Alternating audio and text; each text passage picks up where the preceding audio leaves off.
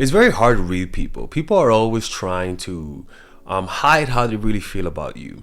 But one of the things that people just cannot hide is that when somebody actually likes you, they become extremely predictable. And when somebody is either one, playing manipulation games, or two, where they don't like you, they become unpredictable, right? And today we're going to be talking about why that is and how you can use this fact to make your dating life much easier with the opposite sex. Simply because there's nothing more frustrating when dating someone and you don't know whether or not they're actually going to go on the date.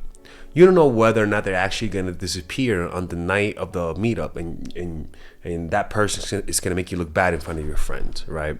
And what tends to happen is that whenever they become unpredictable, what we try to do, we try to understand them, right? We see the chaos and we try to pinpoint why they're acting the way they're acting. Because with their words, they're sending you in another direction. I like you. I appreciate you. I want to see you again.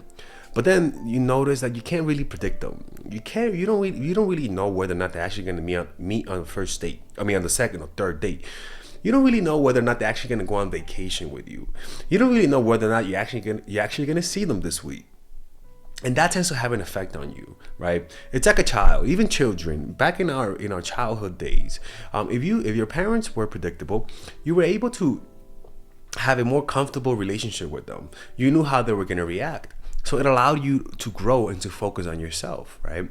But when parents are not predictable to their kids, they don't know how the parents are going to react to negative events. They don't know how their parents are going to react when something bad happens. They don't know if whether or not they're going to show love or whether or not they're going to push them away. So those children grow up being anxious because they cannot predict their parents. When you cannot predict something, it really does.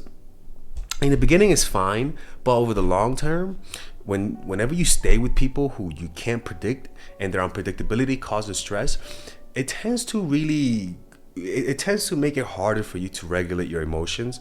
It tends to make it harder for you to feel at ease with yourself. Because whenever we are in front of something that's unpredictable, the brain cannot calm down. It can't calm down. It's trying to add up the missing pieces, but it cannot find the missing pieces. So it stays in a perpetual state of tension, continually trying to predict this person and completely failing at it. This tends to lower your self-esteem. In order to build self-esteem, you need consistent positive feedback from people, at least consistent. But whenever you get unpredictable feedback from people, it really does hurt how you see yourself. It really does hurt how others see you, because the anxiety in your face at the face of someone who's unpredictable creates emotions in you that you cannot control. You want them to come on the date today, and you don't, and you're in anxiety. You're like, you're sending those confirmation text messages, and it kind of ruins your day. You don't know how to think. It's kind of like it's almost like they're dividing and conquering you from within. And that tends to break you up inside. And what will happen is that your reactions to them following through on your actions will become exaggerated, because you don't know. Whenever you don't know somebody's reaction, you're in a state of waiting, and that waiting is like this. Are they gonna react? Are they going to react? And then they react positive, and you react positively. But now, because you didn't expect a positive reaction, your reaction to them is more exaggerated. So that means you respond faster. Your face is more animated, out of proportion, to be honest with you. They can see it in your eyes. You're giving them a freaking psycho look that you like them. And your nonverbal cues, as much as you try to hide it, your nonverbal cues will betray you. Why? Because whenever you could predict a reaction, your face and your voice doesn't react to surprise, so it's more stable. Hey, how are you? But when you didn't know they're actually gonna be there, it's more like, hey person that I'm creeping the fuck out. Hey, and that is a burden on people, because your overly excitement also communicates to them that if this doesn't work out, you might need to go to therapy. And I'll be honest with you, that is a burden that a lot of people who are in one-sided relationship don't like.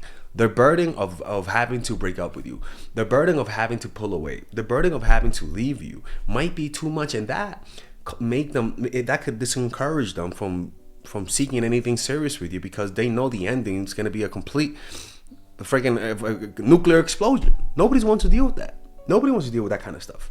I want to be able, for example, I had a girl who, one of the girls that I really liked, right? Her name was Gaia, because I really like her name. That's a beautiful name. And the first time the first time we hooked up, I told her she can't stay over, right? Because I just didn't want to. And I remember, I knew she liked me. I thought she liked me a lot. But her reaction was so nonchalant. She was like, okay, no problem. It was so nonchalant. I'm like, bitch, care. What the fuck? Like, shed a little tear. God, you know? But her reaction to that was so relaxed that it made me feel comfortable to cancel. For example, I don't really cancel on people, but I know that my cancellation is not going to ruin her day, right? And that allows you to comfortably get to know the person, right? Now, what also tends to happen when the person is unpredictable is that when they act stable in relationship, you can actually start to depend on them. You know, when somebody's unpredictable, a part of you wants to depend on them, and maybe you are desperate to depend on someone because it's kind of healthy, but because they don't show you predictability, you can't really be yourself around them. You can't really show them that emotional mess that you really are, and actually allow them to experience you without them getting turned off. And that creates a relationship where you have to put up a front, and over time that front that you're putting up has cracks in it, and that crack makes you feel resentful. That crack makes you feel tired of having to act. I mean, eventually you're gonna show them your neediness, and you know, there's a reason why you felt afraid to show them your neediness. It's because you knew they weren't gonna like you. There's a part of you that knows this person is not for you, right? But you want this to work out under any circumstances, that you sabotage your self-esteem just to have an outward experience of validation while exchanging your internal validation of yourself, right? So somebody who really likes you and they're predictable, you'll notice that you could be needy around them. You could look at them in the eye. You could tell them that I miss you. But when someone is unpredictable, you sort of hesitate because their unpredictability causes you to walk on eggshells. And habitually, a lot of people are comfortable with these types of relationships. They see it as a challenge. You know, they're showing you some attention, and so you feel like the more you do, the more you can make them predictable. Let me tell you something. There's a reason why they're unpredictable. It's because the emotions they feel are not intense enough for them to consistently want to see you. It's just that simple, right? I always say a crackhead is the most predictable person on the planet. Why? Because they're addicted to crack, right? The more addictive the drug is, the more predictable they are, right? You could sling rocks at a crackhead, like real rocks, and they'll still do crack no matter what, right? And so when somebody's in love, when somebody likes you, and you'll notice, right? It's a compulsion. A part of you has no control, and if you do have some control, good for you. But generally speaking, when you like someone, you lose control. You know what to do, but because you like them so much, the intensity of doing the opposite is so great that you end up breaking a lot of the rules that I teach. The difference is that if somebody really likes you, they're going to be willing to deal with your mess up. They're going to be willing to deal with your flaws a lot more. When somebody likes you and you act needy, they're more forgiving of your needy, creepy behavior. When somebody doesn't like you and you're needy, they tend to have a lower threshold for your needy behavior, right? And so this is why applying my strategies, it can be so hard because of the compulsion to do the opposite. Like, it really is, right? But generally speaking, man, like anytime I'm with someone and I can't predict them, that's a red flag. That is a red flag. I don't know whether or not I'm actually going to see you this week. That's a red flag. And it's not the fact that you're busy. It's just the fact that you don't like me enough to go out of your way, even though it hurts you. Unpredictable partners have a strong attachment to you, right? Because you know that they're willing to leave their jobs for you. They're willing to stop doing something they really like for you. They're willing to pick up the phone in the middle of the night for you because you know they're addicted to you. It's just how that works, right? And a lot of people just stay in these types of relationships where they don't really trust the person where they don't really trust whether or not the person is actually going to be there next week. You know, they don't really trust whether or not this person is actually going to be there for them whenever they need an emotional support, right? They can sense that they're a burden to them. And so don't see unpredictability as a puzzle to understand. See unpredictability as a sign that they don't like you that much. Motherfucker, you better like me enough for you to be predictable. It's just that simple. Like I've been in those situations. And the problem with this is that a lot of you guys might be in these situations, but you guys might be telling yourself you might be selectively remembering the positive things they said or the promise of predictability, and your mind goes back to those moments, and it makes you forget what your eyes what your eyes actually see, because that's confirmation bias. You want them to like you so badly that you're willing to forget all the BS that they did to you and just focus on the few moments of predictability. Let me tell you something. There's a reason why you feel that way. There's a reason why you can't trust them. It's because you can't. You deserve better. You deserve somebody who is actually gonna see you and follow through on it. That is actually gonna say, I'm gonna do this, and that actually gonna do it. Who actually remembers your birthday? Who actually remembers the special days? You can't settle for anything less than that, because what that says is, it says everything about your self-esteem, everything. And people know when they're taking advantage of you. They kind of know.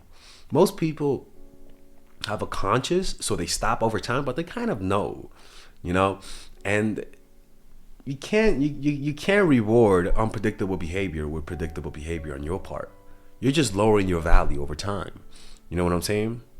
That's how you guys got to do it, man. Me, when I date women, man, if you're not predictable, I'm not going out with you. You're too unpredictable, girl. And if you come back to me after leaving me on red and say, hey, I'm sorry, my phone died, I'm like, look, love, I don't mind you, but I feel like a lot of things happen to you when it comes to me, and this might be a sign of the universe that we shouldn't be talking, because always something happens. Your grandma fell from the stairs last week. She choked on the pork chop the next week after that. The next week your phone dropped. I mean, what type of Friday the 13th type of luck do you have? Like, is that gonna happen to me when I'm with you? Like, nah, absolutely not. I'm not ready for that type of headache, people. Only date predictable people. And how do you know? Because you could tell, you could predict them, right? And again, anyways, people, I just came from a 10-day retreat 4 days ago, but I'm so excited to be back. So excited. I have so many ideas. I'm gonna complete the course that I've been working on, but I have so many fun ideas. Hopefully this video does well. I'm not gonna lie, because the views in the last two or 3 weeks have been pretty low, because that's one of the costs of going to retreats, is that it hurts the channel. But hopefully it comes back. I come back with better content for you guys, because a lot of the reasons why I do these 10-day retreats is to give me ideas. I know it's an exaggeration, right? But hey, man, I take this seriously. I want to come up with great ideas for you guys, and I did write. I kind of cheated. I bought my notebook to write ideas for you guys. Yeah, don't tell that to Buddha, okay? Because you're not supposed to bring paper. But I'm like, look, man, I have too many fucking great ideas, man. I can't let this go. Like, I think the Buddha would understand. Okay. Oh my God, he's a cheater. Let's follow his example and be bad students. All right, man. If you guys want to check out if you guys want to go to a meditation retreat, go to dharma.org, DHAMMA.org. And there you'll be able to find 10-day retreats. It's donation based. All right. So you guys can just check it out. And yeah, see you guys later. Bye-bye. All right, ladies and gentlemen, if you guys ever want to learn how to use your feminine energy to influence people, learn how to use your masculine energy to become more assertive, and also learn how to blend both energies to improve your dating life, your spiritual life, honestly, your relationship life, your family life, your career life, this is the course for you. If I had to make a course for my nieces, I have two nieces, one is 19 and one is 15. 16. Holy shit. Oh my God, he's a bad fucking uncle. He's a bad uncle. Get him. Shut up, Melissa. You should get this course, right? And this is the course that I will make for them. So, for example, watch the curriculum, right? In the first week, we're going to be showing you how to establish a strong masculine foundation without letting it hurt your feminine energy. This masculine foundation is a source of who you are, right? It's your bodyguard. Without this, whatever feminine energy you create will be destroyed by the outside, because your masculine is your shield. So we'll talk about goal setting. We'll talk about how to develop a serious attitude. We're gonna be talking about how to use more logic, how to use more goal-oriented behavior. It's more how to be a man. Now the next one is how to embrace the feminine energy, right? This one would teach you about how to minimize excessive masculine traits, developing self-awareness, healing abundant feminine energy, regulating your emotion, mastering voice qualities and facial expressions, surrendering control, and allowing pain to be felt. This is honestly, this will supercharge, like Kaioken, your masculine energy. After that, we have femininity in the workplace, and how to be feminine in the workplace without letting people take advantage of you, and the nuances of how women of power should behave versus women who are subordinates in the workplace, and even the dress code. This is based on psychology, people. It's kind of insane. I'm actually excited about this one. The next week, we talk about navigating the labyrinth of male and female friendship, and this a lot of women find confusing, so we talk about that. And how to identify envious friends, how to identify the good friends, how to keep male friends, and how to keep female friends. Week 5, we talk about how to release the burden of the past and stop and destroy mental projections. This is actually really powerful. And then week 6, we talk about how to increase your observational power so that you can read people better. And we have a bunch of bonuses. The course starts at $99, and you guys can pre-order the course today at $69 before it goes out. If you're watching this, most likely I'm in the meditation retreat, so I will be praying for all of you guys. And just click on the description down below of the video. Right there, you'll see it, and you can pre-order that course. It's gonna be out by the end of next month or the beginning of February of March. One of the two, people, because I have a 10-day retreat to do, and I want to finish the course after the retreat, because I think the ideas are gonna be so much better. All right, man. I'll see you guys later. Pre-order, man. I'm closing the channel.